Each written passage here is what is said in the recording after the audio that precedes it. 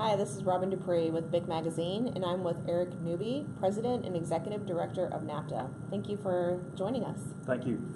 So let's talk about NAPTA, and I saw that it's a recognized partnership for the advancement of process technology careers. Can you tell me a little bit more about that?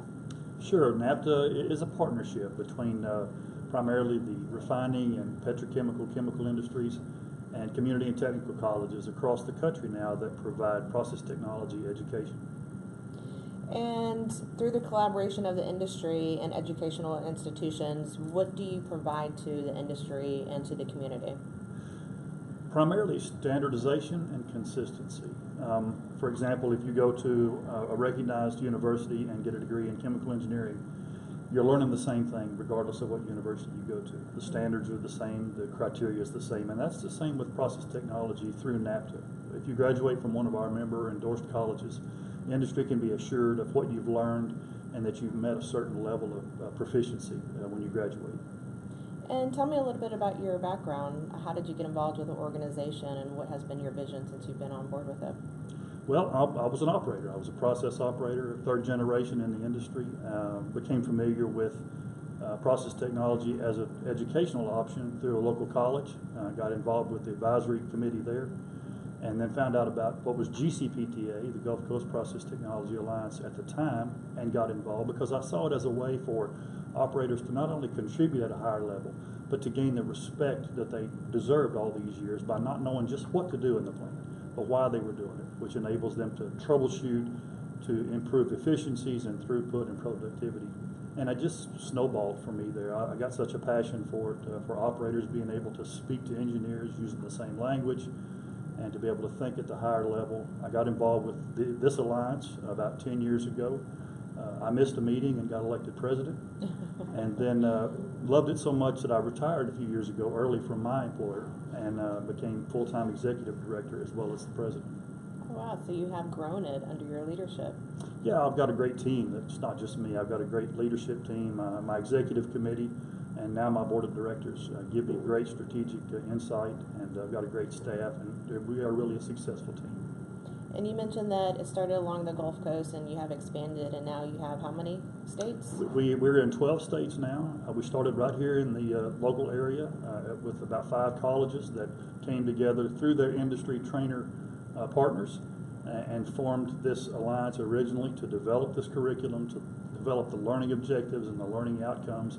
And then, yes, in the last few years it snowballed as industry recognizes an operator can't just do what they're told anymore. They have to understand why they're doing it and to be able to contribute at a higher level.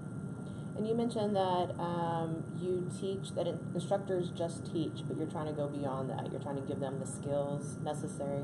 Sure. The purpose of our conference, our Instructor Skills Conference, is to do just that, to take subject matter experts, most of whom came out of industry, a lot of them have retired and still want to contribute, and they really know what to do and why they're doing it. They just don't have the teaching skills, the training skills, to be able to transfer that knowledge. And so this conference provides them with the opportunity to learn not just the fundamentals about presentation skills and lesson plan development, but interaction, generational issues that they have to deal with, advanced learning technologies, virtual learning, and a host of tools that increase their efficiency as trainers and instructors.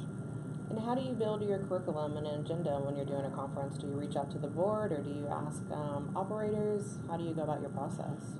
Our members contribute everything that we do, really, as far as that. We have standing committees. Our events committee plans and coordinates this event. And again, it's made up of educators and industry members. So we basically ask them, as an industry trainer, what do you need to do to improve your skills as a trainer? As a college educator, what do you need to do to be more effective in the classroom? They provide us with a list of targeted topics, and then we reach back out to them again and ask them who's good at this already, who's already got a best practice in place, or who's recognized maybe in your area for doing this at a high level. And either they bring content that they've already developed, or we partner with them to develop that content. And then we get feedback. This is our 9th conference. We always get evaluation feedback from our participants.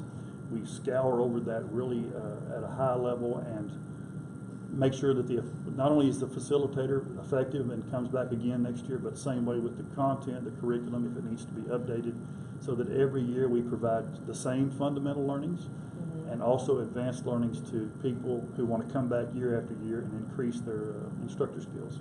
So the collaboration is very important. Yeah, we are all about our partnership. Everyone who looks in at NAPTA says it's the real success factor that makes us what we are today, is that we partner with everyone. We're constantly getting feedback, constantly asking how can we do this better. And tell me about your NAPTA members. How can one join the organization? Again, I said it was about educators and industry, which is true. Any college can belong, especially, of course, if they have a process technology program or want to implement one. Mm-hmm. Industry members are a wide range. We have food service companies, we have pharmaceutical companies, and of course the majors, the refiners and the chemical plants. We also have another really important membership group, and that's our vendors. Companies who provide learning resources or learning development resources, whether it be hardware or online software, and they are kind of a bridge between industry and education to help provide that, whatever the resources are that makes learning more effective. Okay. And the organization recently received a certificate validation. Can you tell me about that? I saw it on your website. Didn't know, a revalidation. Yeah, what we developed quite a few years ago as an organization was an exam, an exit exam, if you will, a cognitive exam, to provide the schools another level of standardization and consistency. So in the same way that a lot of other disciplines like nursing and dental hygiene and legal disciplines have a certification or an exit criteria, we developed one as well. It's called the PTEX, for Process Technology Exam, and it focuses on chemical and refining. So it's a test that's proctored by a third party that's available to our schools to ensure that their students are retaining the knowledge, and it's a tool for us to make sure that the school is actually meeting our standards. If their students do well on the exam, then it means that they're being effective at teaching and conveying the information that we want them to, that our industry members want them to be successful as operators. Yes, we recently did a revalidation to ensure that all those questions, all those test items were still relevant, and that they also completely aligned with all of our learning objectives. Good. What objectives are you hoping to achieve during this particular event and this conference, since it's your 9th one? It's our 9th one. It's the first one we've had back in Texas for a few years. We were previously in the New Orleans area. We're at South Shore Harbor this year here in Lake City.